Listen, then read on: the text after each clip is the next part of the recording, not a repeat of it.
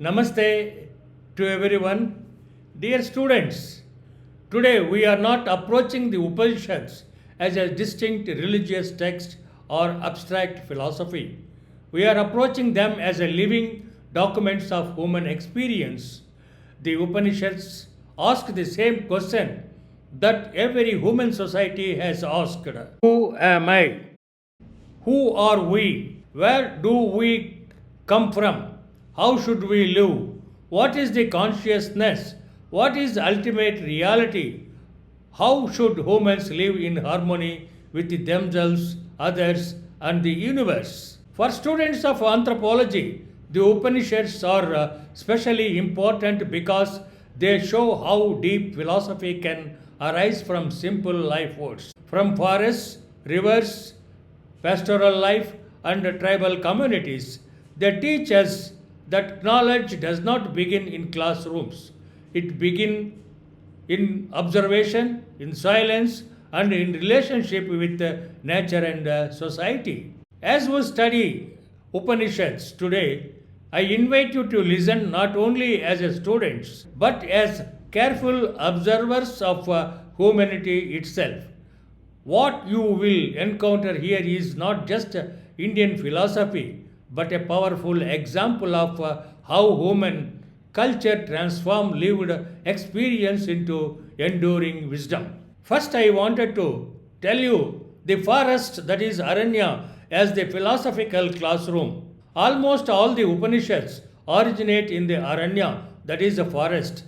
The very term Aranyaka literally means belonging to the forest or forest teachings. The forest is not merely a backdrop of meditation, it is itself an active teacher.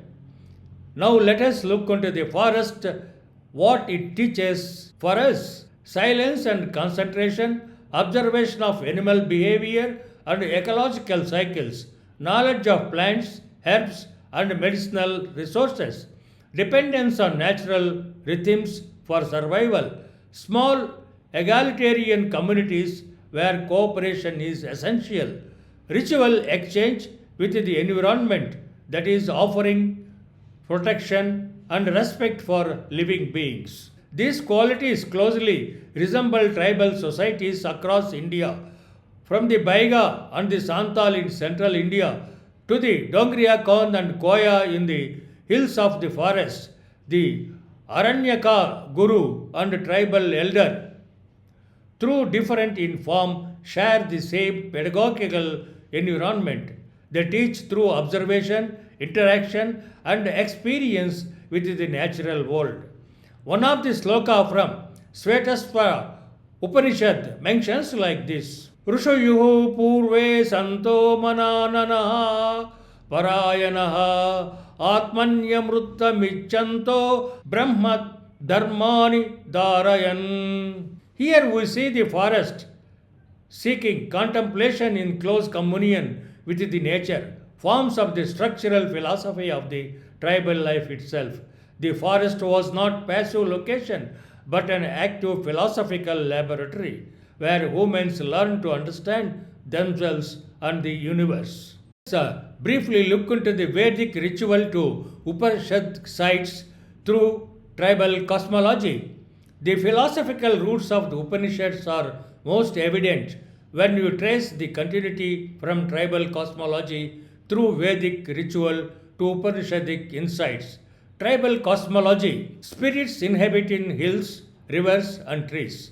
Life force is present in all beings, that is, animism. Hunting is conducted with respect for animals. Sacred groves and water sources are ritualized. Ancestors guide moral and ethical conduct. Tribal ideas become formalized through Vedic symbolism, that is, Agni, fire, represented both forests and fire and divine power. Soma ritualized the use of the sacred plants. Maruts and Vayu symbolized storms and winds, representing natural forces. The earth, that is Bhumi, was venerated in hymns such as the Bhumi Sukta. The Upanishads internalized these forces, turning the external into the internal. Fire becomes inner fire, that is prana, the vital energy. Gods transform into physiological principles and metaphors. Trees, rivers, and the sun become symbols of consciousness. Thus, rather than being a radical break, the Upanishads represents a deepening philosophical refinement of earlier tribal understanding. Now let us look into the Upanishad concepts with the tribal parallels. First, I have taken Atma, that is the breath of life. Chandogya Upanishad mentions in one of the sloka like this: Sayayeshno Maitradatma Vidam Sarvam Tat Satshan Sa Atma Tattvamesi Svetaketo. Among the most of the tribal communities in India, such as Baiga, Bariya, Rabha, Warli, Santal, Koya, Chenchu, Kurumba, breath is considered the living soul. Death is described as the breath returning to the earth. This demonstrates a direct link between tribal notions of the vital spirit and the Upanishadic concept of Atma. The second one is the Brahman, that is the life web of beings. In Mandoka Upanishad, one of the sloka mentions like this: Yada sudiptat pavakat vishulingaha sahasrasram prabhavante sarupaha. As sparks emerge from fire, so do all beings emerge from Brahman. In relating this concept with the tribal communities, Gons, Munda, Sholaga, Koya, Chenchu, and many of the Indian tribes, cosmologists described creation as a sparks, seeds, or breaths emerging from primal fire or water. The idea that humans, animals, and trees are interconnected sparks of the same source reflects deep ecological thinking inherited from tribal wisdom. The third one is the sacred tree as a teacher. Katha Upanishad in one of the sloka mentions like this: Uttishtata Jagrata Papya Parnani Bodhata Shurusya Dhara Nisita Durvatyaya Durgam Padasat Kavayo Vadanti. In the Upanishad, the call raises awake beings. Become aware, open your mind, and learn from the cosmic tree, the symbol of all life. The cosmic tree represents the universe where roots, trunk, and branches connect everything: humans, animals, ancestors, and nature. The sages say the spiritual path is hard, like climbing this great tree, but not impossible.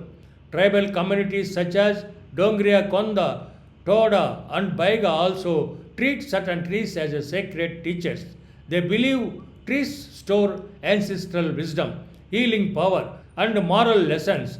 Thus, the Upanishad cosmic tree reflects the ancient tribal beliefs that all life is deeply interconnected. One is silence, solitude, and mountain meditation. One of the sloka from Manduka Upanishad mentions like this: Pariksha lokanam karma chintan brahmano nirveda mayan nasya krutaha krutena tadvijnanartam sa gurumeva bhigachat samit pranihi shrotiyam brahmanishtam. This Upanishadic idea teaches that after observing the world, a thoughtful person realizes the need for quiet reflection to understand life's deeper meaning. The seeker goes into silence, guided by a wise teacher who knows the path of inner knowledge. This emphasizes on solitude is not new. Many tribal groups already practiced it. For example, the Birhor, Chenchu, and Koya send young people alone into the forest to develop courage, listen to nature, meet their inner fears, and discover personal strength.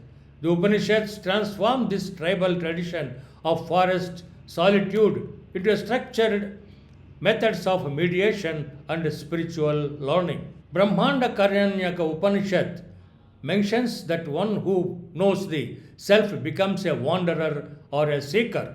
Yesha nityaha mahima brahmanyasya Na vartate karmana no kaniyas tameva dhiraha vijnaya prajnam kurvita brahmanaha. Many tribes practice seasonal wandering, Birhor bamboo collection, Toda and Kurumba pastoral migration, and Konda Reddy hill wandering during rituals.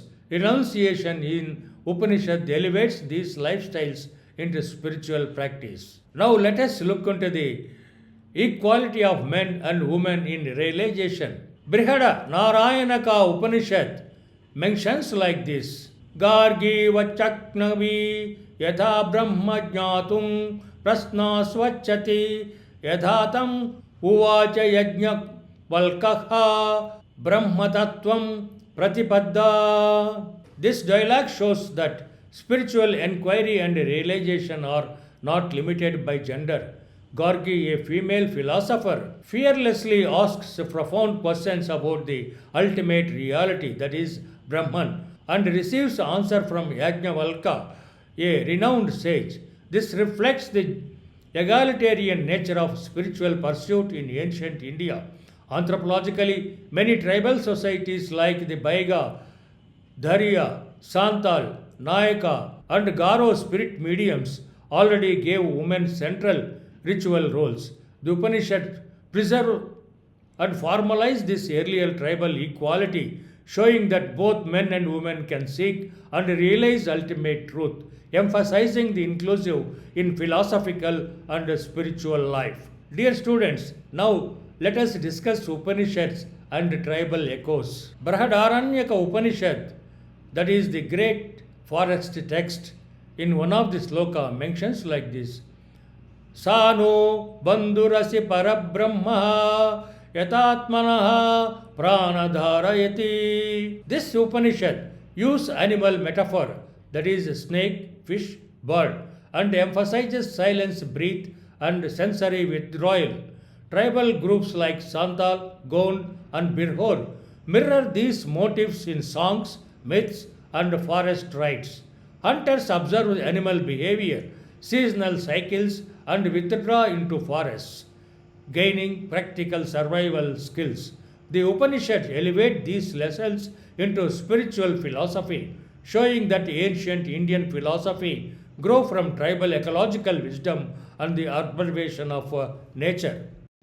Kena Upanishad, in one of the sloka, mentions about knowledge from the unknown. The sloka reads like this: Kena bhavana prajna vartate tenaina yaksho prabhit brahma viditam. The Kena Upanishad tells us how gods approach Yaksha, a forest spirit, to gain wisdom. Tribal cultures like Munda, Koya, Bil, and Kasi along recognize the knowledge flows through spirits and forest beings. Anthropologically, this shows tribal animism. The belief that spirits guide humans is preserved in philosophy. The Upanishads teach the forest animals and spirits are teachers of ultimate truth, linking ecological awareness, ritual practice, and spiritual knowledge. In one of the sloka, Chandogya Upanishad mentions nature as Guru.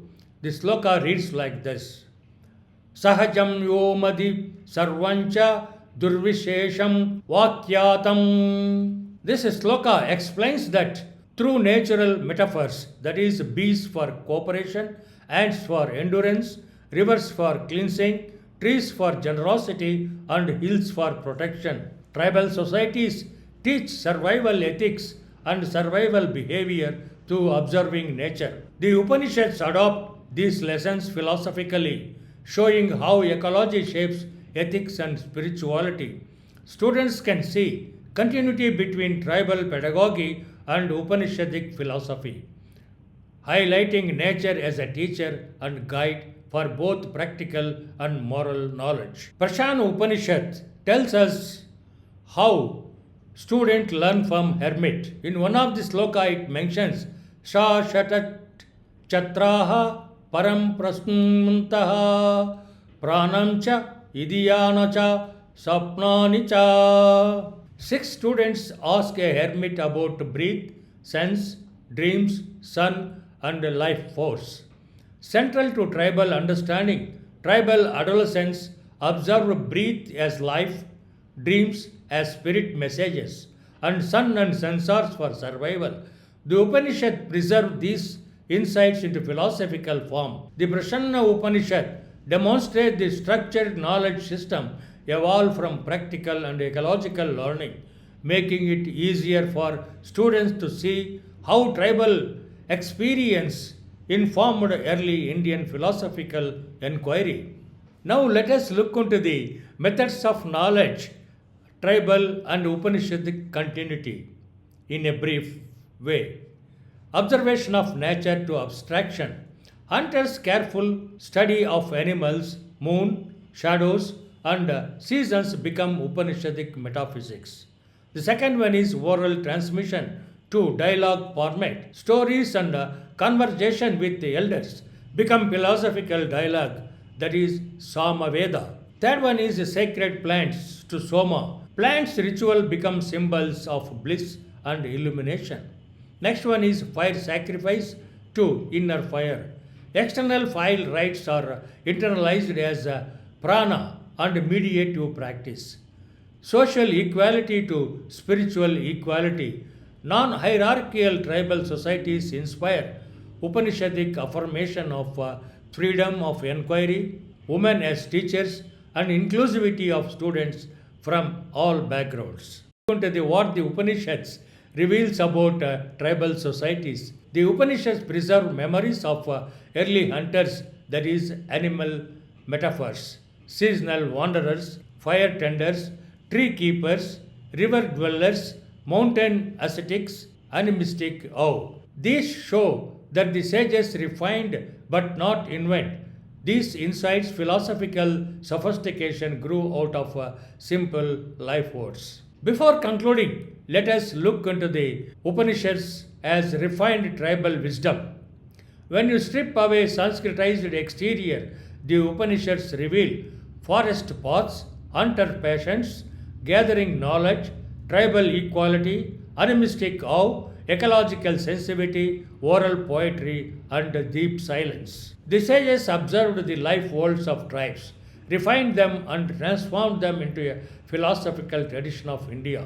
The Upanishads, therefore, not only a text, they are the flowering humanity of old wisdom, expressing in the most profound languages ever conceived. For anthropology students, the Upanishads exemplify how human societies encode ecological, ethical, and spiritual knowledge, showing continuity from tribal experience to classical Indian thought. Dear students, anthropologists should remember this. A great philosophy does not arise from texts, universities, or elite minds. It is born from lived experiences, from forest, rivers, fire, breath, and continuity. The Upanishad teaches us that India's deepest ideas grew from tribal life worlds grounded in ecology, equality, and direct observation of nature. When you study tribes, you are not studying the past, you are studying the roots of human wisdom itself. To respect tribal knowledge is to respect the foundations of philosophy, sustainable and spiritual inquiry. Anthropology, therefore, is not merely a study of people, it is the study of humanity thinking for the first time. Thank you very much for your kind hearing of this piece of lecture. I hope you enjoyed this lecture. Please forward it to your colleagues, students, friends, scholars, and teachers. Hope we will meet you in another discussion on Vedic anthropology. Thank you very much. Thank you.